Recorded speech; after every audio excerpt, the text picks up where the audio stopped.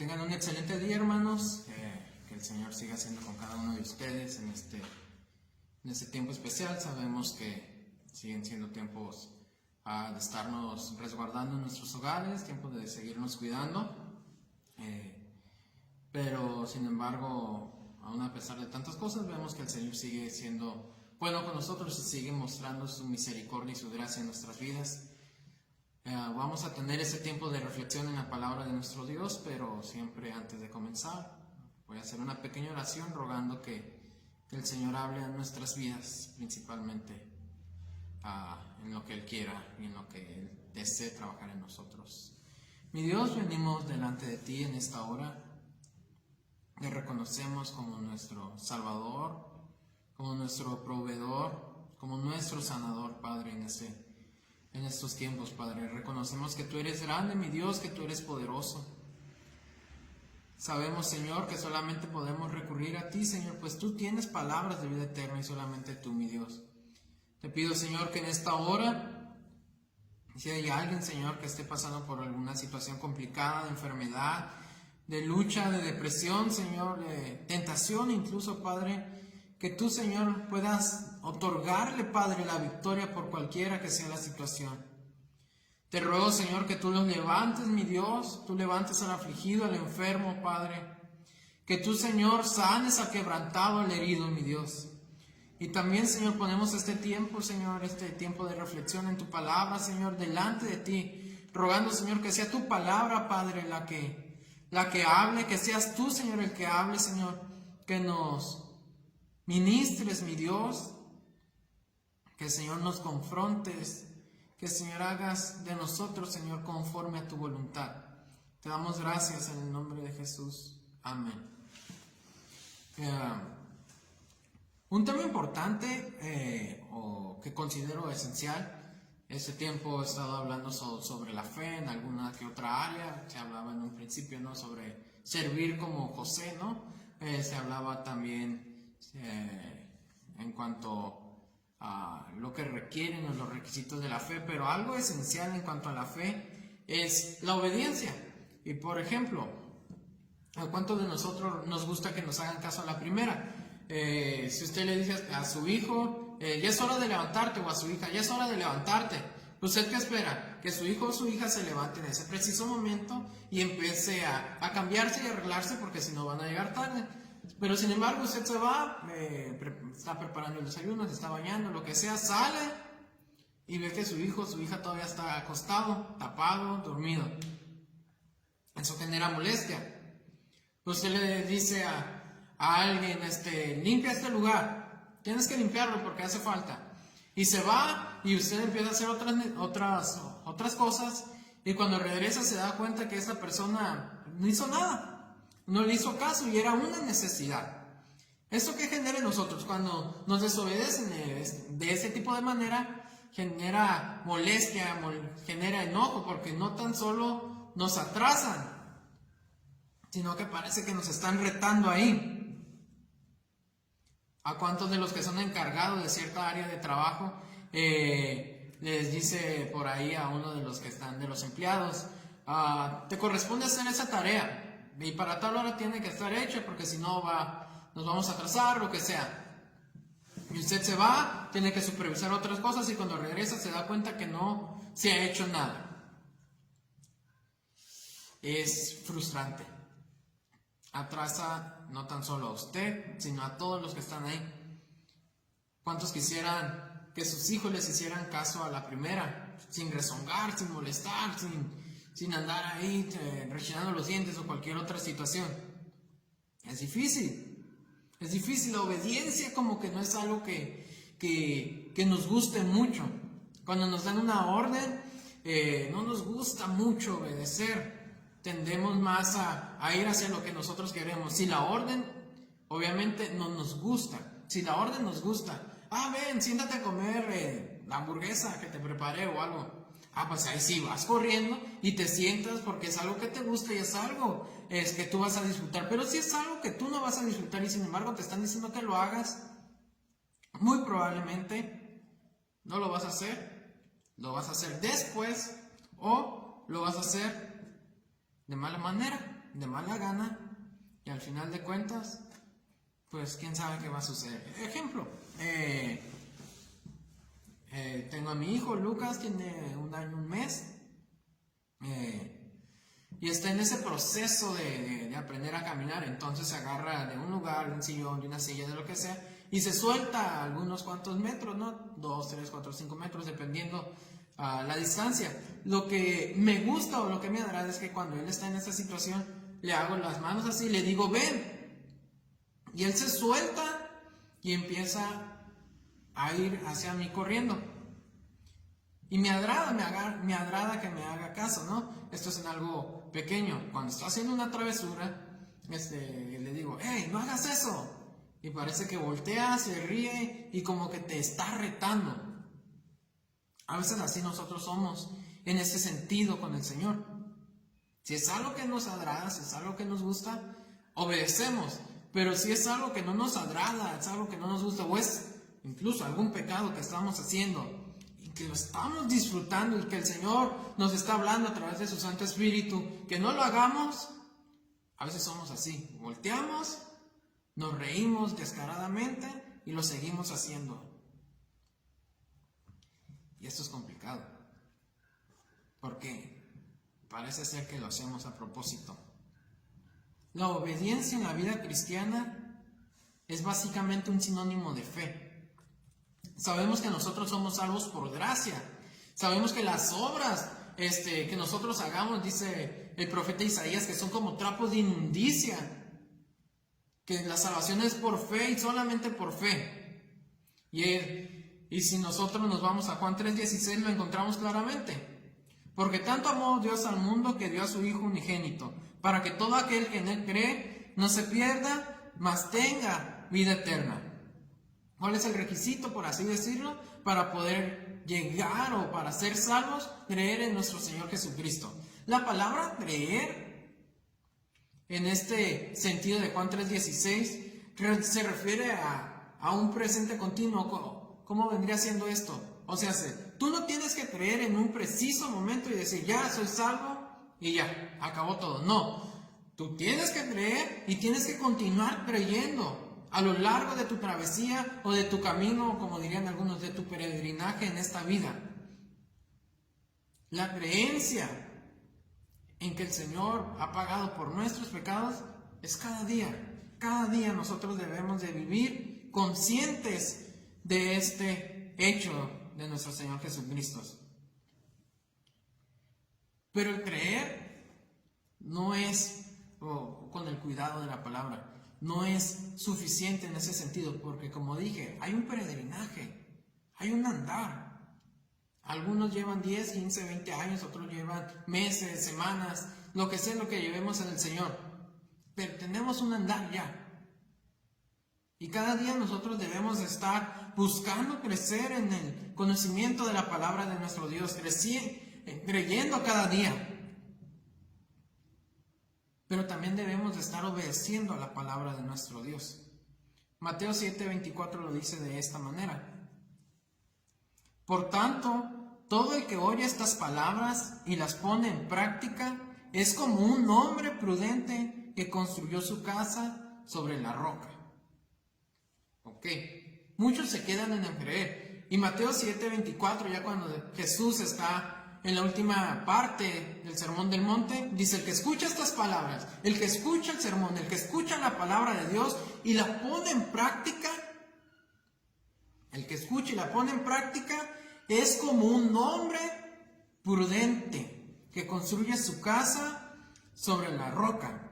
En pocas palabras, no es suficiente creer, porque hay un caminar y en el caminar nosotros debemos de empezar a reflejar y obedecer la palabra de Dios. Por ejemplo, la palabra de Dios dice, no dejen de congregarse como algunos tienen por costumbre. Y dicen, no, aquí estoy sentado en mi casa, voy a orar y a ver unas predicaciones ahí en el YouTube y ya con eso, ¿saben? Y ya. Sabemos que en ese tiempo, pues, regularmente sí lo tenemos que hacer porque estamos en tiempo de pandemia. Pero si no estuviéramos así, tú necesitas congregarte.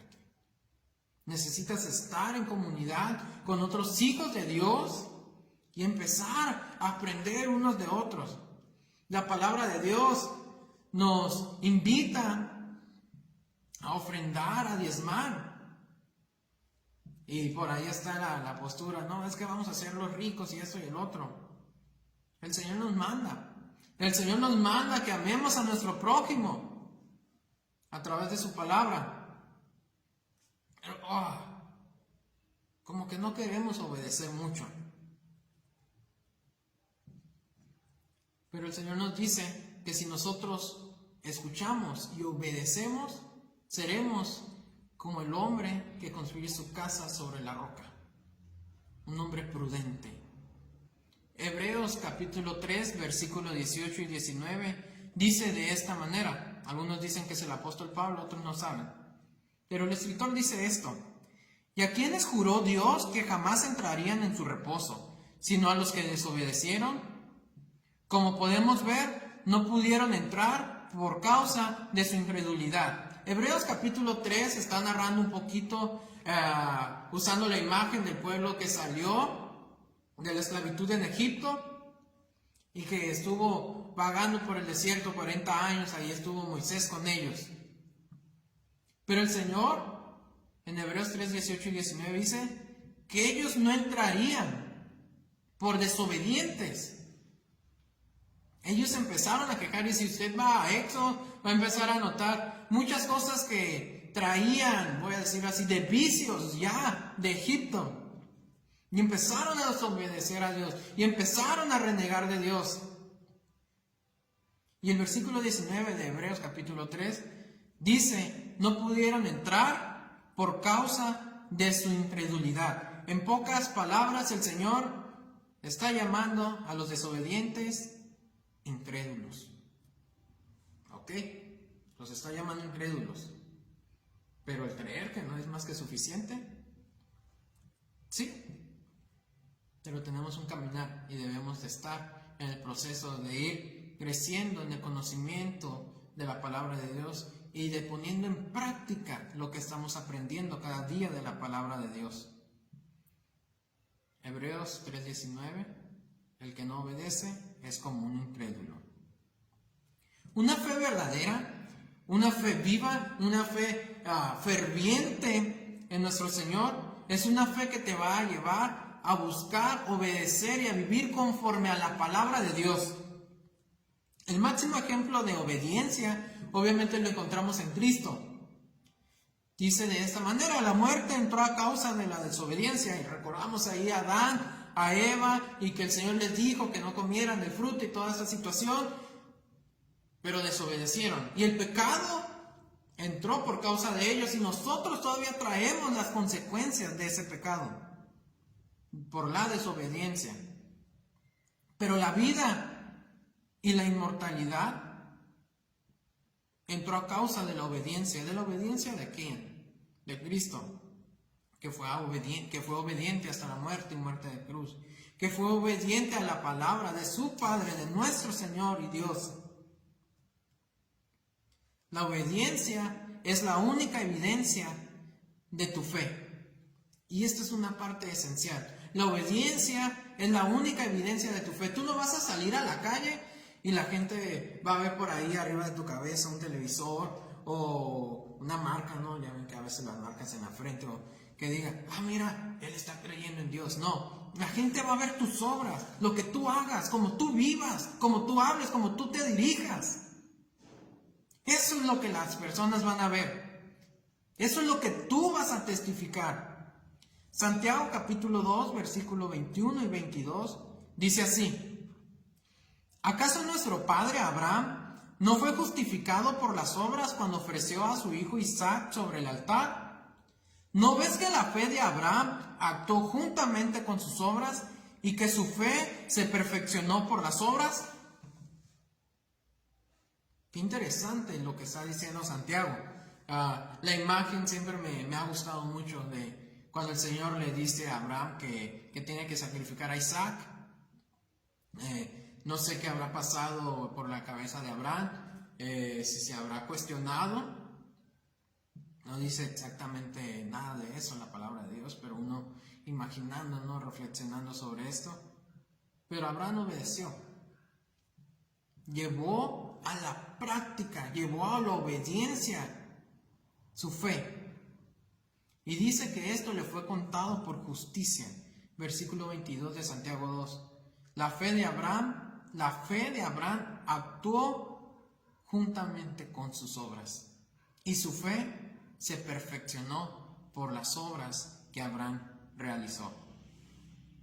Rápidamente, el primer punto. La obediencia a la palabra de Dios, a nuestro Señor, debe ser una obediencia sincera.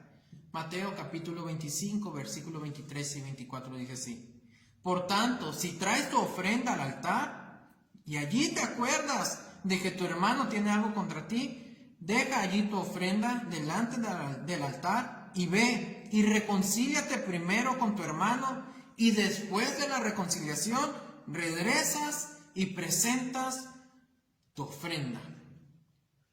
Órale, interesante. Una imagen muy clara. Si estás trayendo tu ofrenda, te acuerdas que tienes un problema, ve primero, arregla ese problema con esa persona y después regresas y presentas tu ofrenda. El ayuno, la lectura de la palabra, la oración. Muchas veces decimos, no, yo practico estas disciplinas, pero si no las aplicas, de nada te sirve. Santiago 4:7 lo dice de esta manera: el que sabe hacer lo bueno y no lo hace, está cometiendo pecado. El que sabe hacer lo bueno y no lo hace, está cometiendo pecado. Si tú sabes lo que tienes que hacer, si tú sabes que estás pecando, si tú sabes que tienes que ser obediente a la palabra de Dios y no lo estás haciendo, estás viviendo en pecado. No hay más. El ritual no puede tomar el lugar de la rectitud. Y para andar en rectitud debemos de andar en la verdad. Y Jesús dijo: yo soy el camino, la verdad y la vida. Segundo, la obediencia trae bendición. Mateo 14, versículo 28 al 31 dice así: Pedro le dijo: Señor, si eres tú, manda que yo vaya hacia ti sobre las aguas. Y él le dijo: ven. Entonces Pedro salió de la barca y comenzó a caminar sobre las aguas en dirección a Jesús. Pero al sentir la fuerza del viento tuvo miedo y comenzó a hundirse. Entonces gritó: Señor, sálvame. Al momento Jesús extendió la mano y mientras lo sostenía le dijo: hombre de poca fe, ¿por qué dudaste? ¿Por qué trae bendición? ¿Quién más ha podido caminar sobre el agua aparte de Jesús y Pedro? Nadie. Nadie más ha podido caminar sobre el agua. Pedro preguntó, estuvo seguro de que era Jesús. El Señor le dijo: ven. Pedro, en obediencia, empezó a caminar hacia Jesús. En obediencia. Y empezó a caminar sobre las aguas. Después dudó. Y ya sabemos la historia, ¿no? Ya sabemos que se hundió y Jesús lo sacó. La obediencia de Moisés hizo que el pueblo fuera liberado. La obediencia de Moisés, a pesar de todos los pretextos que tenía, Moisés fue. Moisés se enfrentó a Faraón. Moisés se enfrentó al pueblo directamente. Moisés fue obediente al Señor. Y justamente cuando fue desobediente, y en lugar de hablarle a la roca, le empezó a darle varazos, sacar la frustración que traía de andar aguantando al pueblo rebelde. Justamente cuando fue desobediente, sabemos lo que pasó: no entró a la tierra prometida. La obediencia de Abraham trajo bendición. Salte de tu tierra, de tu parentela, de todo lo que conoces, y vete a la tierra que yo te mostraré, y haré de ti una nación grande, y tu descendencia será como la arena del mar y como las estrellas del cielo que no se pueden contar. Y así fue, y así es. La obediencia de Abraham trajo su fruto. La obediencia de José, el esposo de María, salvó a su familia. Y así podemos seguir contando diferentes historias. de hombres, de mujeres de fe que fueron obedientes a la palabra de Dios, al mensaje del Señor de ese momento, y trajo bendición. Esa es una invitación. Escucha la voz de Dios y obedece la voz de Dios. Hay bendición en seguir al Señor y en obedecer al Señor. Hay mucha bendición. Y tercero, la obediencia es importante porque lo mencionamos hace un rato. Porque otros miran cómo vivimos. Y nuestro testimonio y nuestra manera de vivir debe de glorificar a Dios. Mateo 5:16 lo dice de esta manera. De la misma manera que la luz de ustedes alumbre delante de todos, para que todos vean sus buenas obras. No dice para que todos vean su fe, para que todos vean ¿qué? Sus buenas obras y glorifiquen a su Padre que está en los cielos. Un ejemplo, nos podemos ir a Daniel capítulo 3, versículo 28. Dice de esta manera: en ese momento Nabucodonosor exclamó: bendito sea el Dios de Sadrach, Mesach y Abednego, que envió su ángel y libró a sus siervos, pues confiaron en él y no cumplieron mi edicto. Prefirieron entregar sus cuerpos antes que servir y adorar a otro Dios. ¿Qué testimonio fue para Nabucodonosor, para el pueblo? Rápidamente la historia no la sabemos. Nabucodonosor sacó un edicto de que todos se tenían que postrar y adorar ante la estatua, ante él. Y Sadrach, Mesach y Abednego no lo hicieron. Se fueron al horno de fuego y la gloria de Dios se manifestó. El poder de Dios se manifestó. Y Nabucodonosor, a través de la fe y la obediencia de estos tres hombres, glorificó el nombre de nuestro Dios. Bendito sea el Dios de Sadrach, Mesach y Abednego. Que otros bendigan al Señor, que otros alaben al Señor a través de nuestra vida, a través de nuestra obediencia, a través de nuestro testimonio. La obediencia de Pablo y Silas en la cárcel cuando estaban encerrados, mientras cantaban, que estaban ahí encerrados, encadenados, en lugar de estarse quejando y de cualquier otra cosa, glorificaron a Dios. En las buenas y en las malas, el nombre del Señor necesita ser bendecido. Y me imagino sacaron por ahí su himnario y empezaron a alabar a nuestro Dios. ¿Y qué himno quieres? Y tal, vamos. Hechos 16, 29, 30 dice así: entonces el carcelero pidió una luz y temblando de miedo corrió hacia adentro y se echó a los pies de Pablo y Silas. Luego los sacó y les preguntó: señores, ¿qué debo hacer para salvarme? Ellos le dijeron: cree en el Señor Jesucristo y serás salvo tú y toda tu casa y toda tu familia. El testimonio, la obediencia, la vida de Pablo y Silas impactó de tal manera que el carcelero fue llevado a los pies de Cristo. Sé obediente a la palabra de Dios. Que tu fe no se quede solamente en una postura o en algo en qué pensar, sino llévalo a la práctica. Hay bendición en obedecer a nuestro Dios. Hay bendición en vivir conforme a los mandamientos de nuestro Dios. Hay bendición en nuestro Señor. Y que tu testimonio hable de quién es tu Dios. Grande, maravilloso, poderoso, digno de ser alabado. Que otros alaben a nuestro Dios, porque nosotros le alabamos con nuestras vidas. Padre, venimos delante de ti, mi Dios, dándote nuevamente las gracias, porque tú eres bueno y para siempre es tu misericordia. Te pedimos, Señor, que tú sigas obrando en nosotros, Señor, conforme a tu voluntad. Que tú sigas levantando al necesitado, al quebrantado, al afligido, Padre. Que tú sigas hablando a nuestras vidas. Y gracias, mi Dios.